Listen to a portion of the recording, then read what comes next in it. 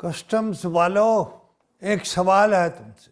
سوال تو کسی سوداگر سے ہونا چاہیے تھا، لیکن آپ نے ہر چیز کی اسمگلنگ اتنی بڑھا دی ہے کہ اب آپ سے پوچھنا پڑے گا کہ فلاں چیز کس بھاؤ ہے.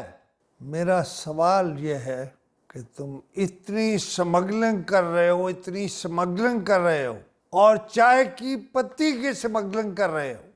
ملک میں جتنی پتی بک رہی ہے، کیا اتنی امپورٹ بھی ہو رہی ہے؟ اور اگر نہیں ہو رہی تو پھر بتا دو. یہ اسلام آباد میں ایک دو چائے بن رہی ہیں یا مکس ہو رہی ہیں یا بلینڈ ہو رہی ہیں، یہ چائے کہاں سے آتی ہے؟ کیا آپ ان کا بھاؤ بتاؤ گے؟ اس لیے کہ بھاؤ تو تم نکالتے ہو، بس اور کچھ نہیں پوچھنا.